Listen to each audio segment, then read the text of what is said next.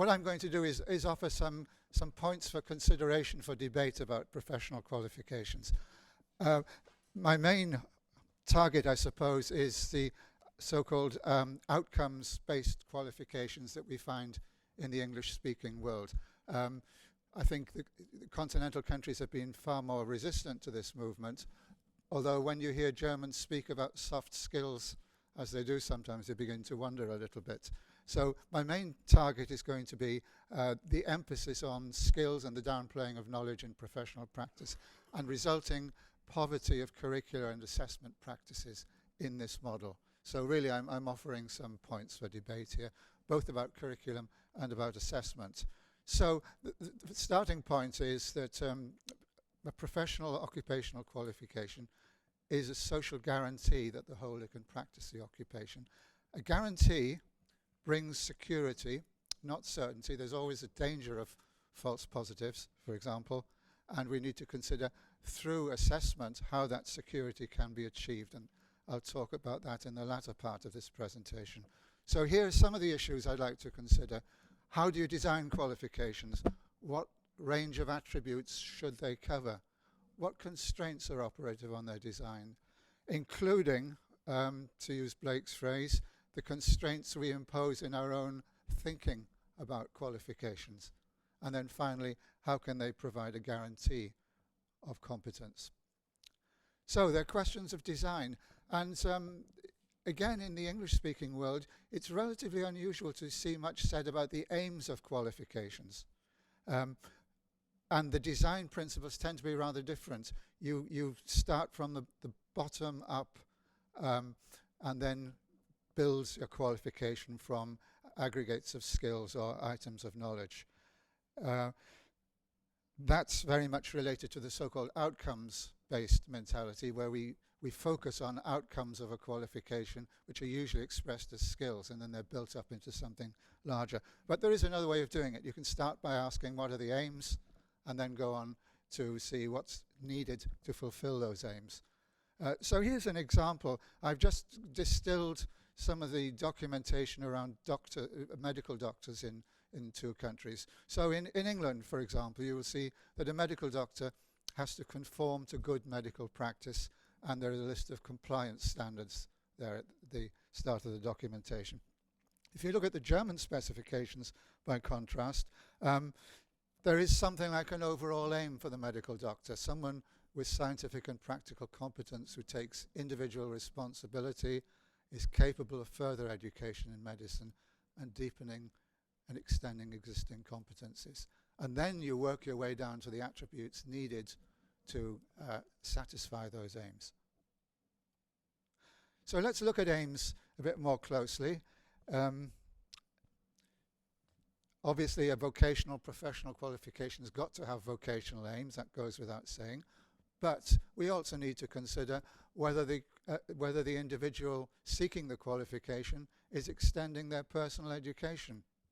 Are they also preparing to become a citizen or exercise citizenship within the occupation?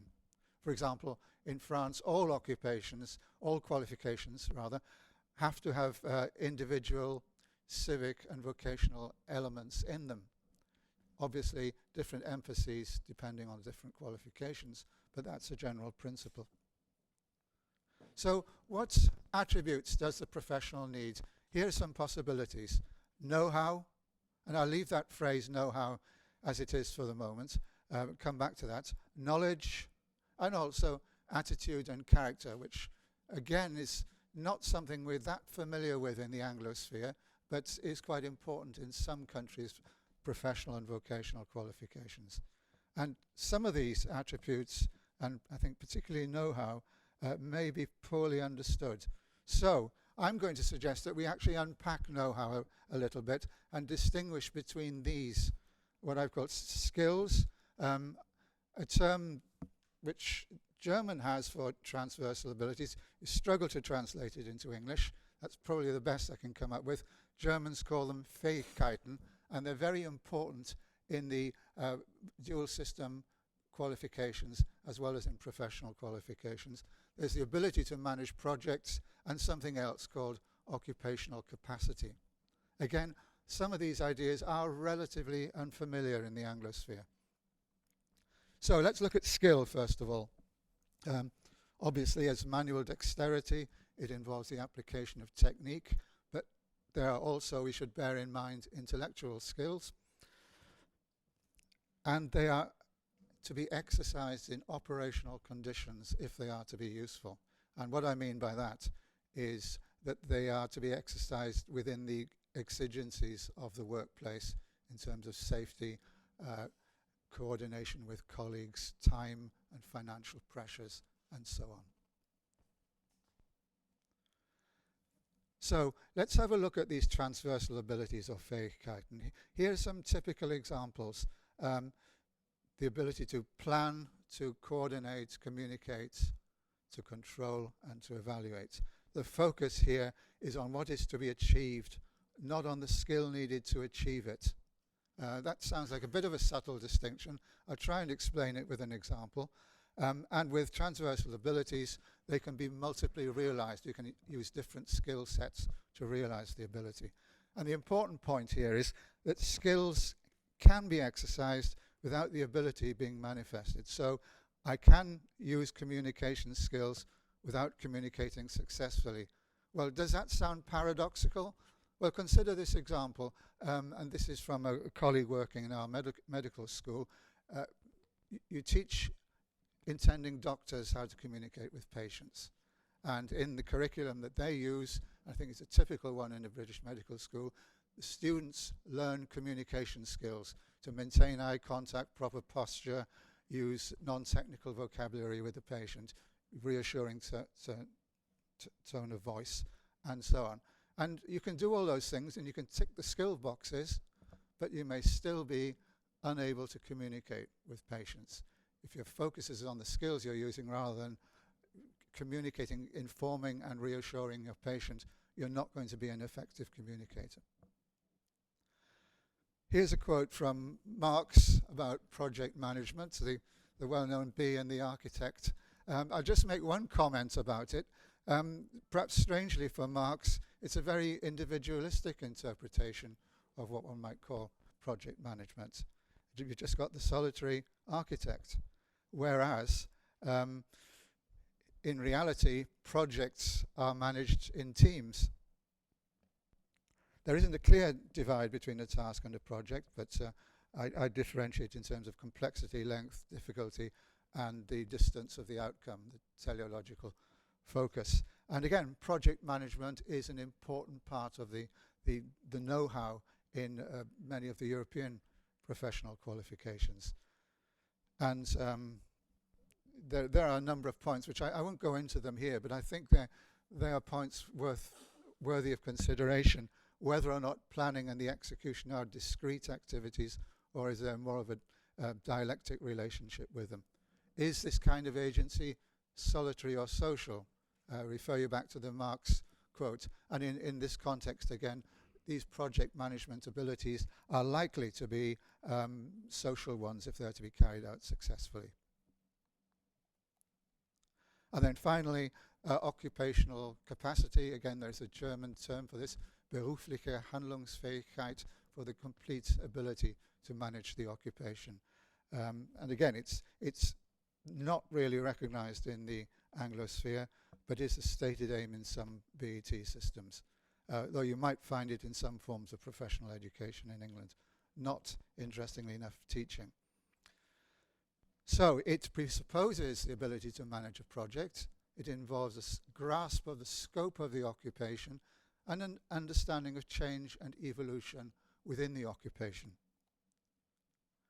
and an understanding of the relationship of the occupation with cognate ones. It's particularly important in the area in which I've been working recently, low energy construction, where an understanding of what the other guy is doing is really important for successful execution of the project as a whole. How does the occupation impact on the wider society? And that's very closely connected with the ethical dimension of the practice. I'm now going to turn to knowledge. Again, a relatively neglected part of the recent last 30 or 40 years in the English-speaking countries. And I'll start by suggesting it's useful to distinguish between local knowledge and systematic knowledge. And again, there's been very much an emphasis in the English-speaking world, or particularly England perhaps, on local knowledge and a downplaying of the systematic or theoretical knowledge needed to practice an occupation. But I would maintain professional activity requires both. Both kinds of knowledge underpin judgments made before, during, and after action. And I will emphasize the point about judgment, professional judgment, or the ability to exercise sound judgment is an important aspect of being able to practice an occupation. Character and attitude. Again, this is emphasized quite considerably in some occupational frameworks. Belgium and France are particular examples here. They call it savoir-être, knowing how to be, but probably attitude is best, the best term to be used here. Unlike the quote there from Emily Post, the assumption is that character and attitude are not innate and unmalleable. You can actually, during the course of your professional formation, develop attitudes which are apt for work and for understanding the needs of colleagues and the wider society. So it's analytically useful to separate these abilities, but they're invariably exercised together in professional action, in vollständige Handlung, in the German term. It's important to bear this in mind in curriculum design and assessment. So what's at stake here when we're talking about the guarantee that the qualification provides? Well, without a clear view of the range of professional know-how and expertise, we'll be unable to explore the strengths and weaknesses of various means of assessing it. And it goes without saying, making mistakes can lead to inadequate qualifications. And we imply that the individual concerned is able to practice the occupation in the full sense of the term. So what does this require?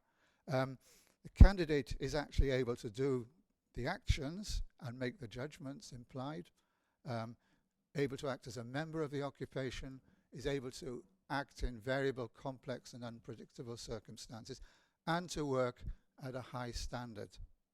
But, and the problem is, inevitably, in assessing a candidate, we have a limited range of data on which to base our judgments when determining whether or not to award the qualification. So the nature of the data is really important. Here's another problem with English.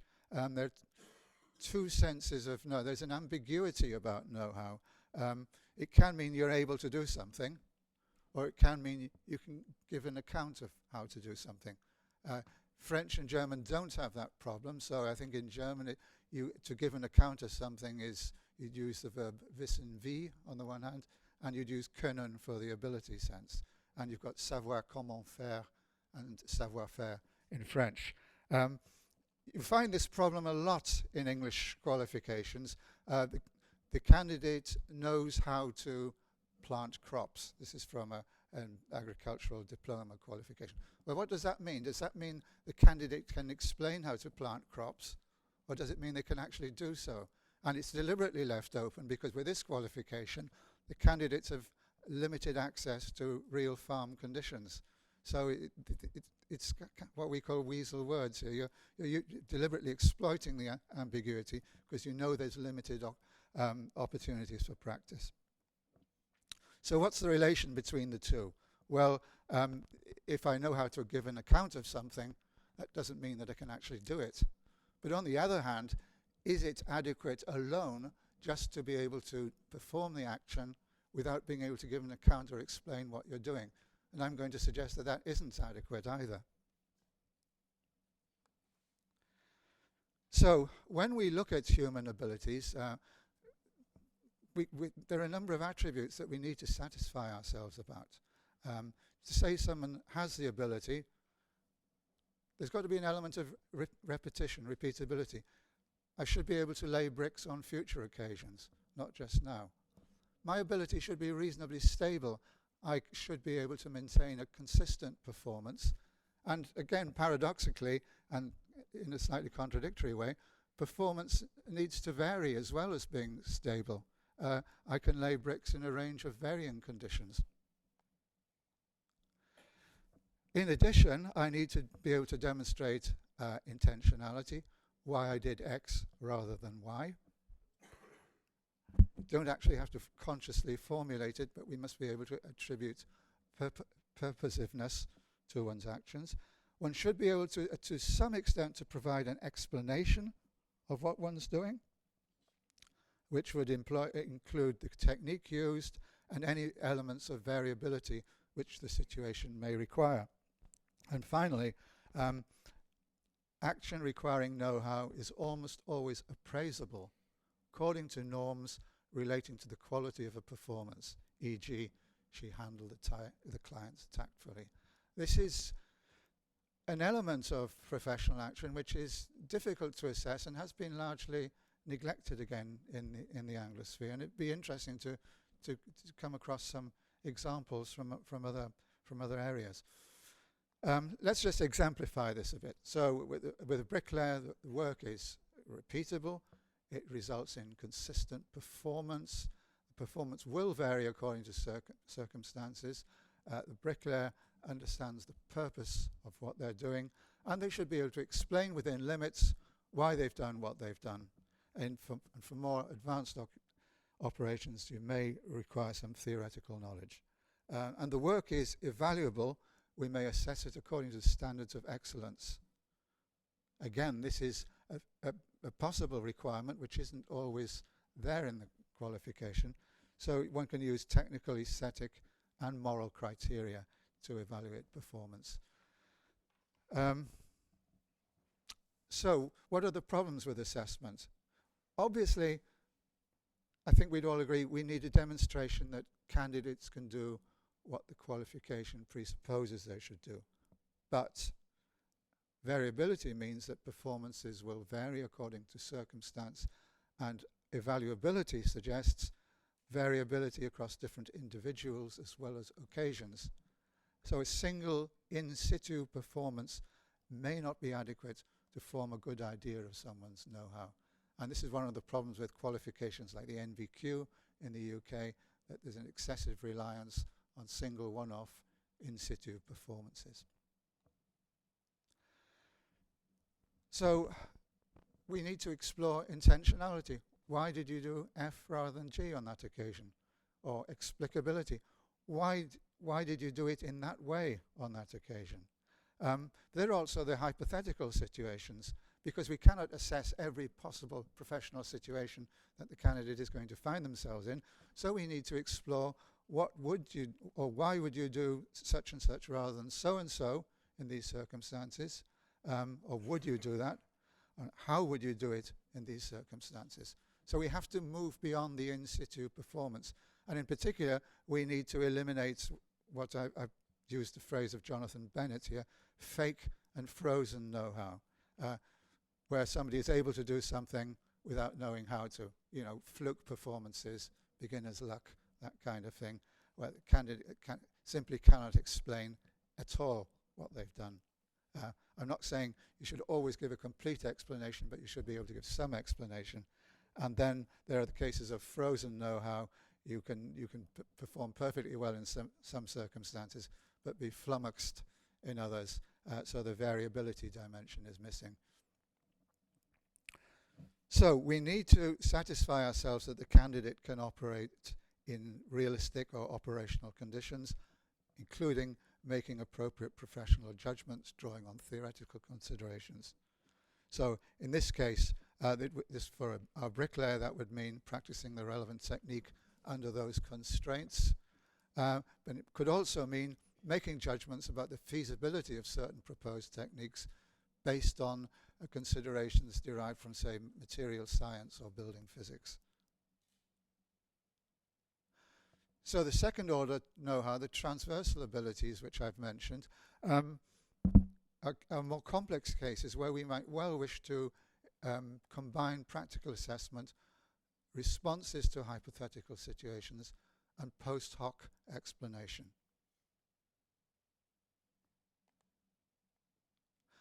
So, for occupations that require a degree of independent agency, a bricklayer who is expected to plan and evaluate their work, again, typical expectations in Polish, German, Belgian, French bricklaying qualifications. The worker is expected to act in complex situations, draw on theoretical knowledge, and see through long and complex projects. So with the French maçon CAP qualification, the level 3 qualification, the candidate maçon is expected to construct a 2-story structure with assistance from other occupations. They have to manage that project. So, drawing fairly near close now, just to throw out for discussion some general points about assessing professional know-how. Guarantee doesn't imply certainty. In this world, as we all know, you can't get certainty in things like this. You have to make the guarantee as secure as possible, but there might always be, as I suggest, false positives. Judging an individual performance is necessary but not sufficient.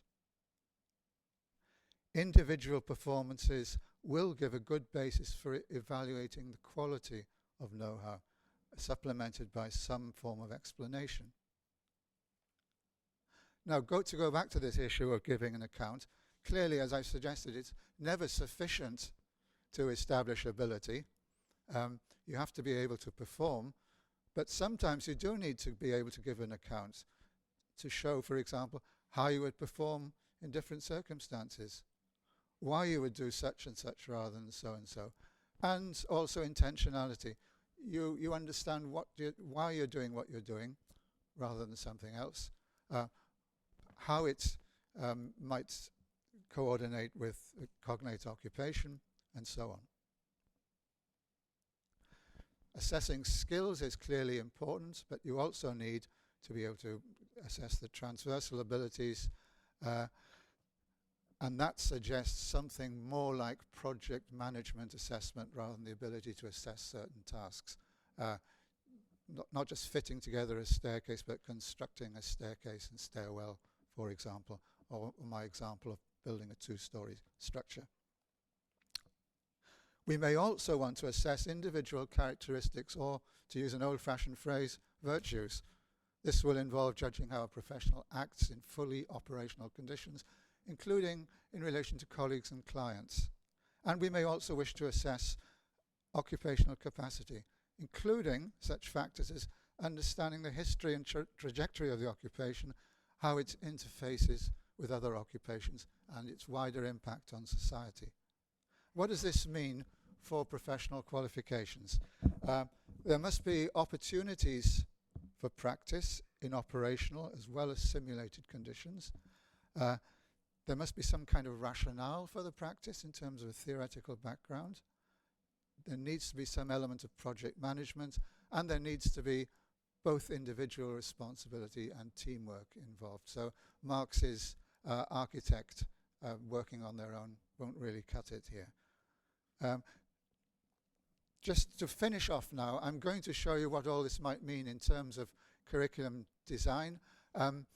What this is the result of is various projects at the European level which showed really the inadequacy of using a very, very spare framework for thinking about qualifications, like the EQF.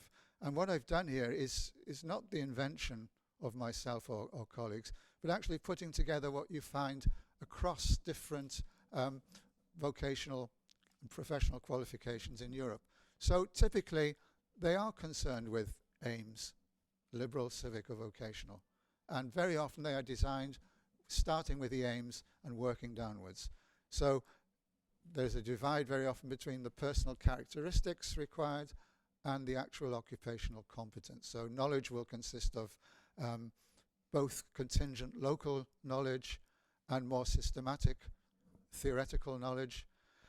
In the case of skills, you will have both manual and intellectual. Example of an intellectual one would be to perform calculations in your head, for example. The transversal abilities I've mentioned, The scope of the activities is important. It varies enormously across apparently similar qualifications in different countries. In England, again, bricklayers just lay bricks, but in other countries, they also do concreting work, they do drainage, they do roofing, they do technical drawing and various other things. So setting out the scope of the occupation is really important. And then on the right-hand side, you've got competencies related to working with other people and competencies related to, as it were, managing yourself, to use a rather dreadful phrase. I can't think of a better one at the moment.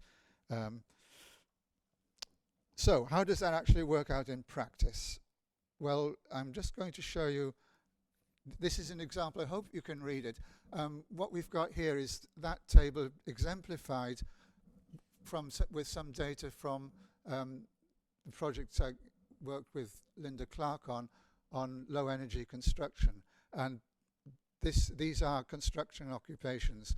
So we took one of the German ones, the stuccateur, the plasterer, and the roofer insulator, the couvreur étancheur in Belgium. And you can see these are all attributes you can find within the occupational frameworks and curricula. So just to give you a couple of examples here, you've got under a civic aim, you've got critical appreciation of construction industry and near zero energy barriers. Under social attributes, you've got cooperation, the ability to see different points of view. This is from the couvreur étancheur, I think. Exchanging information with colleagues and clients in a friendly and constructive manner. And I like this one, having the courage to accept colleagues' remarks relating to work and security and taking responsibility. Assisting colleagues so that the team can work ergonomically. I'll just give you just a couple more examples. So you can see again amongst transversal abilities, you've got controlling circulation, reacting to diverse situations, analyzing the state of the site, diagnosing problems and solutions. And there on the left-hand side, you can see some of the technical theory that's expected of a worker in this sector, including, incidentally, social science theory, as you can see on the bottom left-hand side. And occupational capacity has its role there as well, in displaying conduct, way of thinking and behavior necessary to practice an occupation. So I'm just going to wrap up here. I've used a fairly complex schema. What I'm suggesting is it's a helpful way of thinking about how you might go about designing a qualification. You don't have to fill in all those boxes, but you are at least asked, well, if I'm not putting in, say, transversal abilities or civic aims, then why am I not doing it? And the point about path dependency is this, that at least in the English-speaking countries, those issues aren't even considered. They're not on the agenda to a large extent. But there are dangers with using tables because the attributes don't just sit tidily in neat little boxes. You know, the ability to communicate, for example, does involve some personal characteristics. So you can't just keep them separate in that way. But it's useful analytically when you're trying to think about what you need to cover in a qualification. So don't let the table cramp your thinking, but use it to assist your thinking. Okay.